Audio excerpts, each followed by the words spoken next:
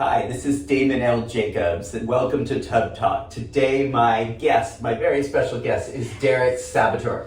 Hello, or Mr. Razzle Dazzle, right? Mr. Razzle Dazzle, the head of Razzle Dazzle. There's so much energy you're doing that is so exciting in the world. But let me ask you. Absolutely, here we go. Welcome to my tub. Thank you. I'm honored to be here. Honestly, I really didn't know what to expect, but we're actually in a tub. We're bonding because he wants to not have any barriers. Absolutely. Is that what this really is? So people give different answers when they're naked than they do when they're clothed and guarded, in my experience. Fascinating. So I think this is an opportunity for us to have real conversations about real things that are happening in the world and ways that people are making a difference. That's who I am interviewing, are people who are going out there, spreading joy, spreading hope, spreading really loving positivity. I love you for this. Thank Listen, you. transparency isn't something that I think we as a culture are celebrated enough to do, as queer people. And I think there's a beauty in this social experiment, but I actually feel like it's actually honest as hell. Yeah. This is gonna be great. It's about as honest as we're gonna get. At least with a YouTube picture. So let me ask you, Derrick. First of all, what do you like most about your body? Oh, okay. So here's the thing. I think at 36 years young, I have loved the anal orgasms that happens from my prostate. Mm-hmm. And so I love having my prostate massaged and caressed. But I equally have loved kissing and that whole electricity that happens in your mouth. Mm-hmm. So I think it's a twist between the anal prostate as well as kissing. Okay. Those are my two favorite parts. But I don't know, the nipples play is a good thing. But let's just go with the first one and do kissing. I feel like that's the avenue to your soul. It really is a part of connecting with someone. And you really can tell a lot about a person if they can kiss or not. What can you tell? Oh, what can you not tell? There's a part of sensuality at this age where I've had enough sex to know I just don't want it to be sex, but more intimacy. Mm-hmm. So intimacy with kissing really does involve the lips discovering who you are. I don't know if we need to do a demonstration, but there's a whole part of just eroticism that your body is releasing endorphins, right? Mm-hmm. So we have hormones that, when you laugh, when you come, when you work out, when you eat good food, it releases itself. Mm-hmm. And I feel like when you find that with a person, you don't know nothing about them, right? Mm-hmm. So kissing is a really magnetic type of first base that makes you say, it makes your mind wonder, can you lick my nipples this way? Can you eat my ass this way? Do you want me to suck your dick this way? So, I don't know, the mouth in itself, I don't know. Well, what about you? Mm-hmm. Is it okay to ask that question? Oh, of course. Well, so what I like most about my body, or I think what I feel good, is that I still have a body. I'm 50 years old. Yes. And especially after... That's a great deal, by the way. Going through COVID, going through HIV, that I still have a body. Yeah. And, and that I like that it is still a fully operating vehicle. That's a good point. And me too, as I get older, as I have more experiences, I'm learning more about my sexuality, this is never, I think, an ending conversation. Yeah. I think sometimes we say, well, I'm gay, and that's where the conversation ends. And I said, no, that's kind of where it begins. Yes. This is going to be an ever-evolving process as we age, is rediscovering, and even if you think you know your body, is that things change. Absolutely. Right? Self-discovery is forever as long as you're a living vessel. Yeah. Yeah. So things can change. Our arrival points can change. I know some people love bottoming at some times in their lives. Some people don't love it at other times. True. Some people love topping at times. I think that's sad. But I think as long as we're being open and as long as we're exploring and without self-criticism or shoulds, then there's a lot of opportunities for pleasure and physicality to enhance our experience of living. We live in a world, I don't have to tell you, there's so much pain in the world. There's so much stress. There's so much difficulty. Yeah. But there's still so many things that are fun and meaningful about being alive, Yes. being here, and showing up for this like Absolutely. whole human experiment that we're doing. So good. And what I love about your message, Derrick, is that so much of what you put out into the world in social media, on Instagram, on Facebook, with Razzle Dazzle, is just this positivity, just this radiance, just this smile. I blush at this flattery because it's something I gotta get used to, right? As a Black queer man in America, affirmations and walking into your truth, your identity, I think it's somewhat of an intersectionality because you have to deal with society not approaching you in a loving way, family not knowing how to love you, and then you also trying to find your voice in schooling, in your friendships, in your sexual bedrooms. So I think that part of having that volume with your agency is what I'm trying to do with Razzle Dazzle. And just a level set with everyone, Razzle Dazzle, it defined as indescribable spontaneous joy. Indescribable spontaneous joy. It's an adjective, adverb, and for me what happens when I feel it, I will never forget the first time I orgasmed. I really thought I was pissing on myself. And I was like, this is real. Your body was having this compulsion of feelings. You know, your toes were curling. You felt your body getting the chills and shit. Yeah. And then your body just ejaculates this creamy, like, fluid. Mm-hmm. And there's a part of it where I'm like, well, now that I love semen, I think that's one of my fetishes. Like, I really like cum. But there's a part of that where I'm equally like, to learn that at such a young age, because I didn't have sex until 12th grade, but I had adolescents who were experimenting since the 8th grade and 9th grade. And so there's a part of my religion that played a part of, again, intersectionality. It's important to fall in love with who you are. I think Devin was talking about that earlier. In life, you change in different phases.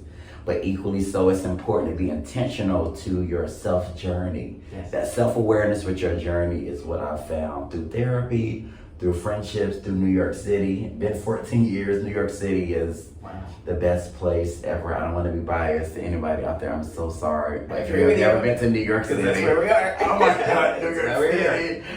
New York City is the cosmopolitan era. I think I look at Sex in the City, but they did a strong disservice when they didn't have like a gay Sex in the City. Because Stanford are black people. Yeah. All of those types of different, we see this here. Yeah. Even though we don't have that type of blending, let me say that the gay clubs, the Fire Island scene, trust me, it's prejudice as it wants to be. But I think when you want to be disruptive, when you want to find ways to blend life together, I think that's the real Razzle Dazzle. It's that spontaneity. It's that salt and pepper. It's that, eating something salty with something sweet. It's iridescent. And so that's a part of love. And I've even slept with women to make sure that I really was gay. Mm-hmm. And I love pussy too. Mm-hmm. So there's a part where I'm like, that's great. Have you ever had pussy before? Never. It's okay. I know there are golden gays like you. I'm like, I don't think of it as a would you like honor it? Per se. Yeah. I just want to try it's it just out. not really on my list of things. Right. That's the thing, right? I have access into fisting. What are your thoughts of fisting? Not my cup of tea. Mine either, but again, I think anything that gives someone a sense of pleasure and enhances their experience of being human and doesn't hurt themselves or hurt other people is why not? I think there's a part of your vulnerability here. Even with this concept, I think being naked, if there was only events like this, and there are events. I know in Harlem there's a party called Naked on Arrival. Mm-hmm. So you check your clothes in. Mm-hmm. It's non-sexual, but it gives people the liberty of being without their shield. Yeah. And I think that's a part of our society that even in this more woken stage, in 2021, I still find that I don't believe in the diversity inclusion versus people like what they like and we gotta fucking get on with it, right? I don't know, does that make sense? Yeah. And so there's a part that where I want real behavioral changes and conversation at the table about diversity, inclusion with the gay community, with black people, with people of color, indigenous, whomever, but I want to get in where I can fit in. And so I think that's a part of the heightened, sexual experiences that, again, fisting is in my ministry. Shout out to my ex who really, I tried it. It's not I can only get up to 3 fingers. These tattoos don't represent that though. They said this tattoo represents how much I can fist That's- or be fisted. Sometimes white people get those, but that's not for you. Oh no, I didn't know that. So let me just say that I really got these because they were cute. They are cute. Okay, thank you. Okay. Thank you. But they're not a- words of affirmation a are important. declaration. They're Okay. not. Okay. 5 love languages there. What's your love language? Oh, I think more verbal. I need the verbal. Yeah. Words of affirmation? Yeah. Yeah. Really? Yeah, I'm big on the verbal. Mine is I physical. use a lot of words. He does. I'm a But very I wordy say- person. No, your platform has been great. I have loved your articles. You wrote an article recently about aging in the gay world. How did that feel being so open with our very much, at times, surface level type of industry? Like some people, I don't know, I got emotional this morning. I'm going through a divorce and I found myself still in, like, when it comes to matters of the heart, this is beautiful. But I don't know if this is something that our community cherishes enough to do it more often. Do you feel like there are ways that we can exercise being vulnerable, non-sexual? Well, I think doing what we're doing right now, having these conversations and just sharing the benefits of saying, hey, my friend, you're amazing. Come sit at my table. Let's have a conversation. Let's talk about life. Let's talk about sex. Let's talk about love, resilience, and sometimes pain. Yeah. And the pain that you have been through, the pain we have been through. Absolutely. But, we're here.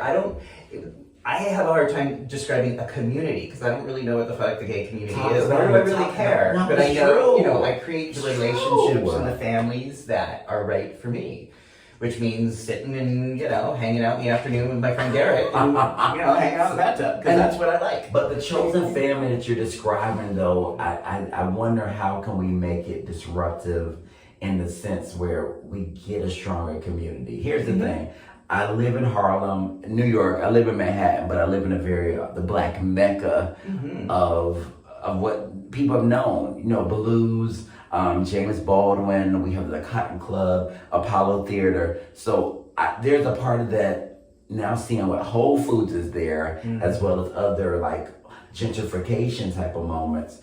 I wonder how that looked in going forward. And I hate to be so whimsical, that's the Razzle Dazzle, but I'm like, I look forward to a world where we all, Asian, white, black, Indian, whomever is there, it's queer, black, can really, be a melting pot for discussions.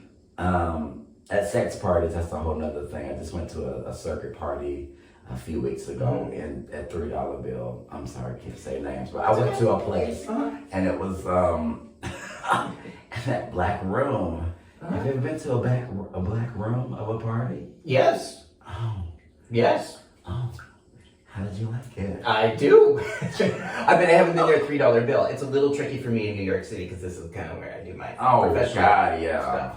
But when I've been in other cities or places where if I happen to run it, it's unlikely I will run into someone professionally if I'm in a dark room. So if we go to Greece, D is saying if we go to Greece, we're going to have the best time ever if we go to a few circuit parties. Because I didn't know about this back room, but let's just say Razzle Dazzle happens there. There's a lot of energy. There's a lot of Razzle Dazzle. And it's interesting to me because I do think there's something really thrilling about that, especially sort of the abandonment. And for me, having gone through the AIDS crisis, where there's so much fear, sort of the wild abandonment of a dark room is actually really freeing.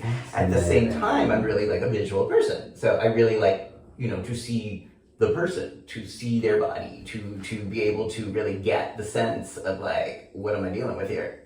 But the black room doesn't give you that type of control. Right. So it's more anonymous. Right. There's a total anonymity to it, which again, in many ways, I think can be really freeing. Oh, very thrilling. Yeah. I think for me, the societal constraints that we have is something that I have been intentional to not say is black or white. Yeah. It's more so we have to get comfortable with the gray. And I think when you get comfortable with the gray, which basically defines it as it's not pink, it's not blue, it's fucking gray. This bitch is right in the middle. And the middle, we start really intentionally changing our mindset around that, right? Gender reveal parties, going to Fire Island thing that's only whitewashed. The minute we start liberating our minds, we lose this sense of disappointment, we get more free in our agency with just what's gonna happen. I'm looking for a good time. That's when I go into these spaces. I'm gonna meet 5 people. I'm gonna come out of this possibly with the orgasm. That's not always intentional either. It's just that part of I go to have a good time. Yeah. But I think there's a beauty in what you're saying about this type of freeiness. I don't know. I love what you're doing. This is great. So when you do encounter prejudice or Absolutely, racism at these events, how do you manage that? I don't know. Here's the thing. When I go to white spaces or PWI, predominantly white institutions that goes beyond college, by the way, Michigan State, there's so many of those. Anyway, there's the part where I'm just trying to enjoy the moment. You have to be very intentional with your happiness, I found, in order to not get locked into what it is. You get used to the house music. You get used to the fact that guys aren't your physical preference. And then you realize, just let me have a good time. And I think that's the freeiness of... And then also I had to realize, being a versatile bottom, I needed to play with that type of fucking around. Like, I love ass. And I can fuck it more freely. And just don't be constrained to it. My society as a Black gay man can be very rigid with positions, and I think that's the part of my community that I'm trying to expose more to. They have versatility in the community, but there's also this whole thing of, bottom shaming. And I think that's also in the white community. Would you say, like, there's a thing where people bottom shame bottoms? And I'm just like, oh, it's unfortunate. You're the woman in the relationship, that's toxic. It's all this shit where it's like, we have to be very intentional with, health positivity, HIV positivity, body positivity, because there's a part of people are different, and that doesn't mean they're yucky or toxic. I don't know. Does that make sense? That makes sense. So if someone is being rude or inappropriate or racist with you, it's like... I haven't had those experiences, luckily. But you have guys that reject you or ghost you, let's be honest. That can happen in person or online. They just get all the way, and it changes. You send them a picture, you have a good banter, but before you send a picture or an ass picture or a dick picture, the dynamics change. And I think normalizing these conversations, especially in a very heteronormative, we can be homophobic as fuck when it comes to our existence and what the fuck we like, right? And I think intentionality and having conversations with your straight friends, but also with colorism in the queer community, without having it, is also a blend. You gotta have parties where people are about body, but you gotta be intentional with what you say with it. I'm an event planner by trade, but I found that people are like lamb. And so if you have it where you bring an event with the theme, and these are the guidelines: COVID vaccinated. If you haven't, bring the your status. But also this sense of, we believe in body positivity. Being very intentional with your narrative. Hetero narratives are real, and so is homo narratives. So I think the minute you say, I'm going to be intentional on making it inclusive, that's the key. Inclusivity and DEI. I love it. Does that make sense? That makes sense to me. I mean, to me, that especially around being intentional, or the way I see it is like being the change I want to see. So if I want to live in a world that's more inclusive, more intersectional, and more intersexual, that means that it's not up to me to tell other people what to do. It's up to me to live it, to be it, and to demonstrate that. Some people are going to get it. Some people are not. Some people are going to love the series I'm doing. Some people are not going to get why I'm doing this. But you get it. I get it. And I know that there's a lot of people who do understand that we have this potential in this world at this moment, having gone through pain, having gone through trauma, still going through it. Absolutely. But we have this moment as a community, as friends, as family, to help each other and thrive in the years ahead, and to get older and to get healthier in ways that we've really never been able to do before as openly queer people. No. And so that intentionality that you speak of in your brand, Razzle Dazzle, I think really lovingly and beautifully speaks to that. You have to do it courageously. Let me say this, it's not easy, right? You're gonna lose some friends around the way. It's gonna have disparages there. But the bigger a pot of gold, I guess, on the side of the rainbow, it really does say that life gets better when you fall in love with who you are, period. Oh, it's not a comma, it's not a semicolon. It really is that type of like elevating to who you really were, though. Outside of racism in our community, I've found like I can just love in spaces. I went to a black circuit party and a white circuit party, and I mutually had a great time. Yes. The music, the community, the people, the connectivity, those are all things that my spirit were ready to receive, though. I intentionally said, Derrick, you're going to these spaces not knowing what it's going to be, but you're going to love it too. And then I was Razzle Dazzle, unexpected, spontaneous joy with the music, with the guys, hell, even anonymous sex or oral sex. It was very, it was fucking great, actually.